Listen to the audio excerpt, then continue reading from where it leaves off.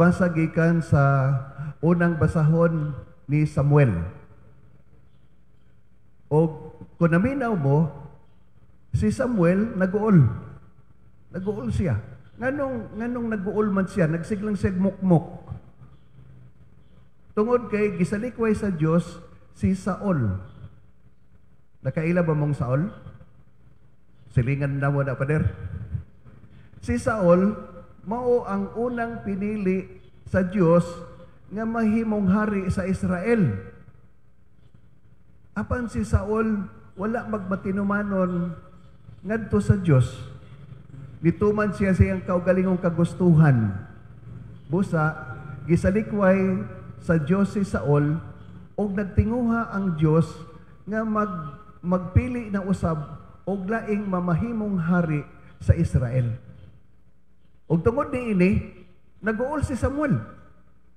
Og diha sa atong pagbasa, atong nadungog ang unang mga pulong, no?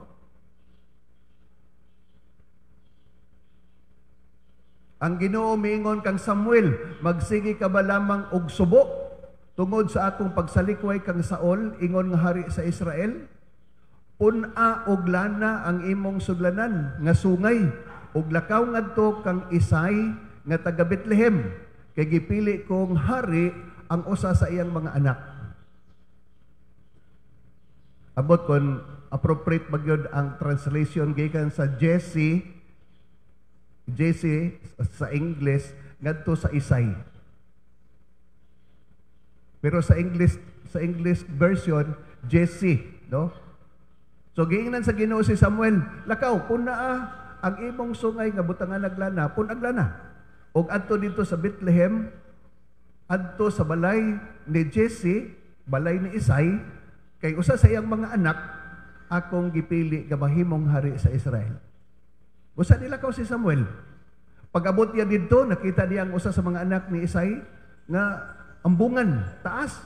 Og miingon siya, kanina siguro. Pero diingon ang Ginoo, dili siya. Kay ang tao, mutan-aw sa panagway, apan ang Dios sa kasing-kasing. Busa, gipalabay ni Isay ang tanan niyang mga anak at tubangan ni Samuel, ug wala gyoy napili.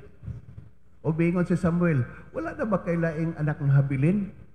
Biingon si Isay, doon na pa ang kamanghuran. Tuan nagbakiro, no, nagbantay sa mga karnero. Ug biingon si Samuel kang Isay, ipakuha siya kay dili ta magsugod hangtod moabot siya. Busa niabot ang kamanghuran. Kisay pangalan? Kisay pangalan? Sure mo? Sure, si David ang kamanghurang anak ni Isay. Og sa pag-abot ni David, gidihugan ni Samuel si David, og sukan niadto bikunsad ngadto kang David ang Espiritu Santo. Nahimo siyang pinili sa Dios. Kung ipadayon nato na ngadto kini si David mahimo kayong hari sa Israel puli kang Saul.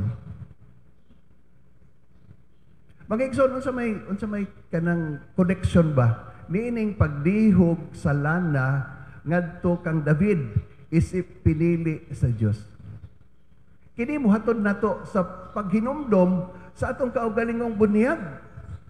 Diin human kita nahugasan sa atong sala nga panulundon, pinaagi sa tubig ug sa espiritu. Nahimo tang anak sa Dios, gidihugan ta. No, gidihugan ta dinhi sa crown nato, dinhi sa atong ulo. O kana timaan nga ang matag binunyagan pinili sa Dios. Kanang maong balita dili ba na ikalipay nato? Dako kayo ng kalipay. Kibisan dili ta takos og angay gipili ta sa Dios.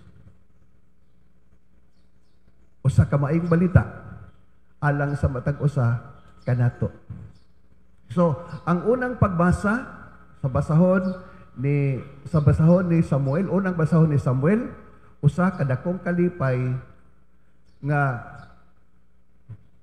gipaamgo kita nga ang matag usa kanato pinili.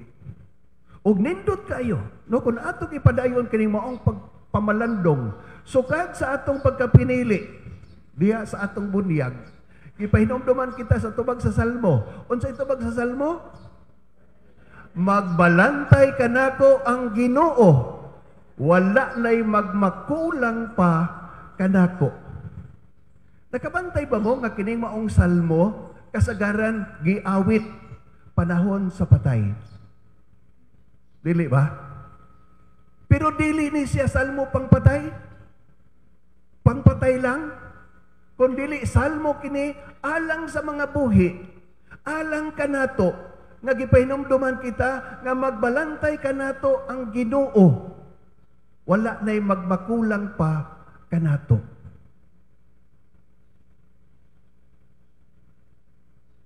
Usahay, dili ta mo tuon ining maong kamatuoran. Kaya itong giuna-huna, ang daghang tagkulang. No? Nga naman nga, sige taguna-huna, nga daghang tagkulang. Tugod kay wala ka nato, wa nato maamguhi ang kamatuoran, nga ang Diyos, nag-uban ka nato. Kay una sa tanan, pinili kita sa Diyos.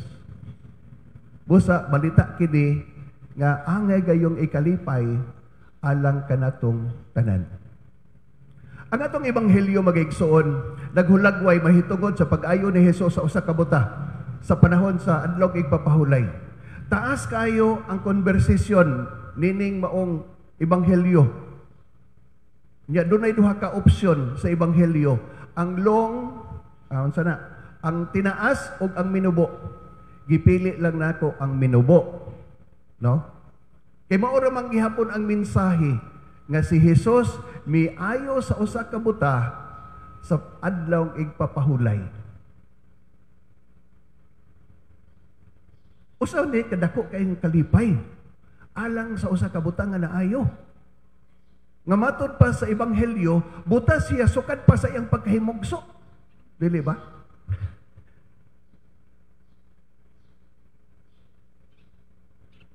Di ba nindot kayo nga makakita ka? Nindot kayo. Ambot ko doon na ba'y nakasulay na to nga nabuta na, dire. Kunya nakakitag balik. Maglisod magani, kung naagani kadang katarak sa atong mata, maglisod na ta, o kuan, maglisod taglakaw. In short, kining tao nga buta, helpless. Mauman nga ang iyahang kuan, ang iyahang intawong pangita, dito siya sa atubangan sa templo, nagpakilimos. Nangayo sa kaluoy sa ubang mga tao nga makakita. Og si Hesus sa iyang pagtanaw nining maong tao, naluoy og giayon niya kining maong buta.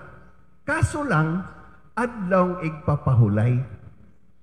Og kabalo man ta, nga istrikto kayo ang mga tao, ang mga Hudiyo, ang mga Pariseo, mahitungod sa adlaw igpapahulay. Tungod kay gidili man ang pagtrabaho o ang pagtambal usa na sa giisip nila nga pagtrabaho. Busa ilang gisukit-sukit ang maong buta. No? Unya, miingon pagyud sila, katong Pariseo o mga magtutudlo sa balaod, dili gikan sa Dios ang nag-ayo nimo. Kay wala siya musunod sa balaod sa adlaw igpapahulay. Pero unsa gingon sa buta? Unsa man po diya pagkaayo? Unsa man po diya pag-ayo kung siya dili siya gikan sa Dios. Wala nagkabahin-bahin sila. Pero gipangutanan nila ang buta. Unsa ba may kasulti diya tumaong tao? Ug miingon ang buta, siya usa ka propeta. Nasuko hinuog samot ang mga Pariseo.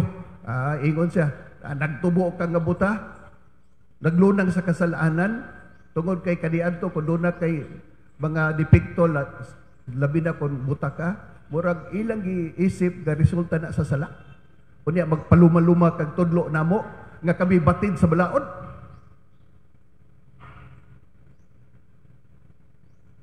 Kung atong tanawon, ang tinuod nga buta, dili tong tao nga physically blind, kung dili katong mga Pariseo nabutaan sila sa kamatuoran nga si Jesus o sa kamanunubos dunay gahom sa pag-ayo.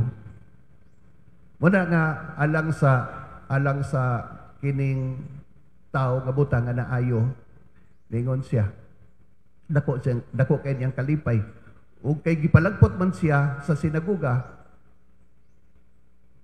nahibaw-an ni Jesus nga gipalagpot siya ug nagkita na pud sila pagbalik. Niingon sa dihang nagkita sila pagbalik, niingon si Jesus sa maong tao, mituo ka ba sa anak sa tao?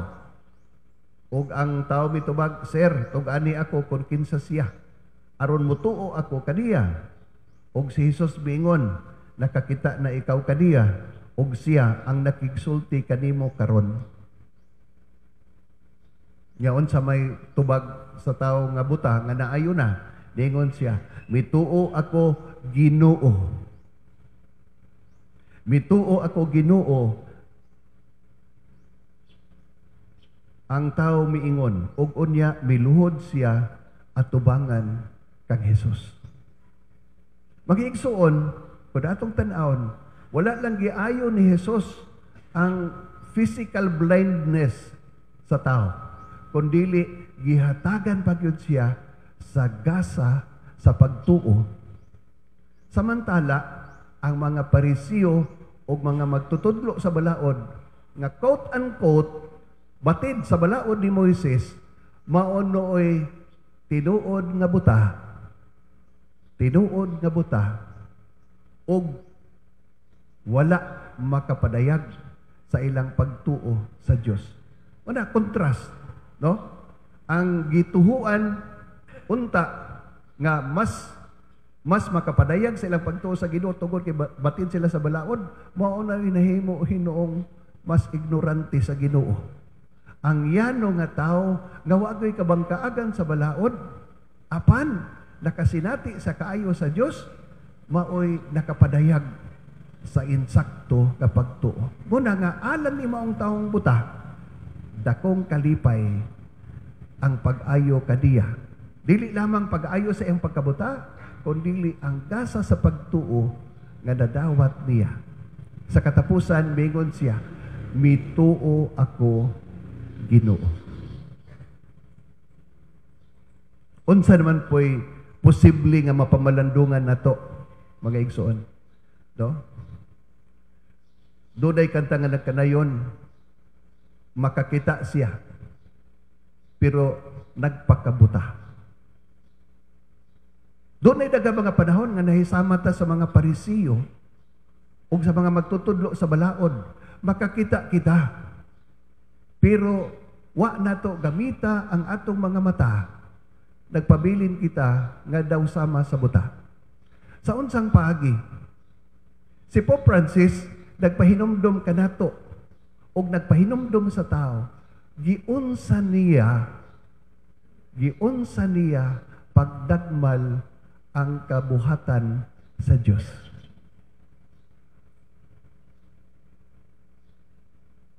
Sa iyahang encyclical letter Laudato Si, bingon si Pope Francis, nasayod man gyud ang tao, nasayod man gyud siya. Nga kung doon na siya pagdagmal sa kabuhatan, sa mapananglit, pagputol sa mga laging, sa mga kahoy, sa kabukiran, sa paghimo o mga illegal fishing o guban pa. Kabalo man gyud ang tao nga kini makadaot, pero gihimo gihapon niya. Ug unsay resulta? Hinay-hinay ang kabuhatan, nag-agulo sa kasakit. Kay ang tao unta nga giisip nga piniyalan sa Dios, tungod kay kung tanaw na to sa Genesis, ang tao gihimo man katapusan, no? God made man as the crown of creation. Korona siya sa kabuhatan. Gihatagan og intellect and will. Kabubuton og kining pagsabot aron mo dumala siya sa ubang kabuhatan sa Dios. Apan unsa man, nabutaan siya sa iyang kaugalingong interest ang tao. Og inay nga iyang amumahon ang kabuhatan sa Ginoo, gidagmalan tungod kay nabutaan lagi. Unsa nahitabo karon? Mga natural calamities, linog, bagyo, ug uban pa. May nga nga, kusog na ulan, baha dayon, lunop, daghang dangakwan. Makaingon ta, Amerisi. Dili man tanan. Pero ang tao gyapoy hinungdan ngano nga ang kabuhatan sa Dios nadaot. Muna karon mga igsuon, hinay-hinay gipabalik kita sa gipabalik kita sa pagpaamgo nga ang matag tao pinili man ta sa Dios. Matag tao kita gihimong piniyalan sa Dios. Nga kung naato gyud nga pamalandungan sa katapusan wala gay ato. Bisan gani ang atong kahibalo, gasa na sa Ginoo. Bisan ang panahon, iya na sa Ginoo. Doon ay mga tao bitaw nga moingon, ay, Father, digyo ko kasimba. Kaya wa ko'y panahon. Busy kay ko, trabaho. Adlong Domingo, maunta na ay adlaw sa pagsimba. Pero busy kay ko, daghang kong labanan sa balay. Daghang kong mga gimbuhaton. Naghapos ko sa daghang mga trabaho. Wa ko'y panahon. Yun na. Ikaw ba gitagiya sa panahon? O ang Ginoo? Gitugyan, gipiyalan nimo ang panahon kung unsaon nimo paggamit. Ayaw ang kuna. Kaya di katagiya sa panahon. Kaya sige kang pangangkon, buingon ang Ginoo, pataka lang kang pangangkon, di man ikaw tagiya sa panahon. Ibalhin ang imong birthday, Nobyembre 2. Makabuot ba ka?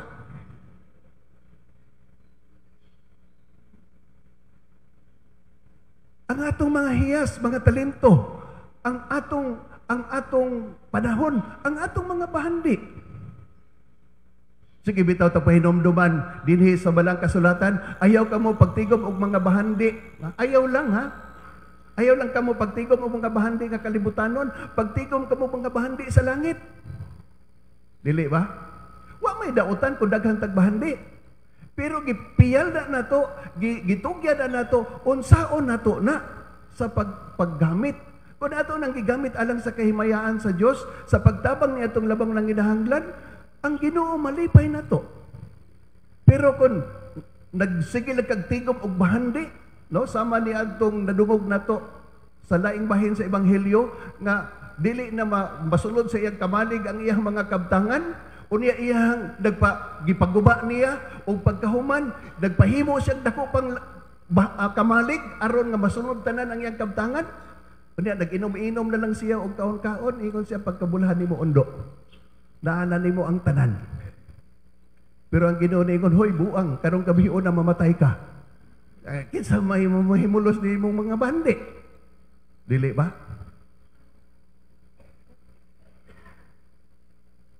Gipiyal lang na kanato sa Dios. Bisan gani ang yuta. Agoban muangkon nga dako kay kog yuta. Oy, unya ra. Dili ba ikaw tag-iya sa yuta? Unjang kamatay nimo sa 6 metros kwadrado ra ang gikinahanglan nimo. Muna ilisod kaayo, no? Sa syudad o sa mga urbanized nga areas, wala na iluna ang Dios. Kay wala mo donate og yuta para sa kapilya o para sa simbahan. Ang Dios nga mao tag-iya sa yuta, wala na iluna. Pastilan. Kay ngano, ang tao lagi gagipialan, naghuna-huna nga siya na tag-iya. So mao ni ang mga hagit na to, mga igsuon. Maayong balita, no? Maayong balita. Makadaghan na pakyasta sa pagpamalandong nga ang tanan iya sa Dios. Kanong niabot ko di ana, no? Tungod sa mga Parisiyo, sila hinuon ang nabutaan. Sila hinuon ang wala moila sa Dios. So kuhay di atong buta nga yano nga tao nga nakasinati sa kayo sa Ginoo ug nagpadayag sa sa pagtuo. Usa mga igsoon, mga kamatuoran kini nga angay nato nga pamalandungan samtang nagapanaw kita, no? Nagapanaw kita. Atong hinumduman, matagusan nato piniyalan, pinili sa Dios, piniyalan sa iyang ubang kabuhatan. Mao na nga ato untang mahalad balik nato sa tag-iya, sa nagpiyal nato sa kabuhatan. Ato untang mahatag og balik kadto sa Ginoo kay siya man ang tag-iya sa tanan. Kung maayo tang pinayalan, makahatag tag insaktong bahin sa Ginoo. Pero kung dili, ato ra yung taguan ang iyahang mga gihatag nato. Busa niining atong padayon nga panaw sa kinabuhi og pagtuo, magampo kita nga giyahan ta kanunay sa balang espiritu, no? Aron nga atong magamit ang mga gipiyal sa Dios kanato, dili lamang paghimaya sa atong kaugalingon, apan labaw sa tanan, paghimaya sa Dios. Paghimaya sa tag-iya sa tanan.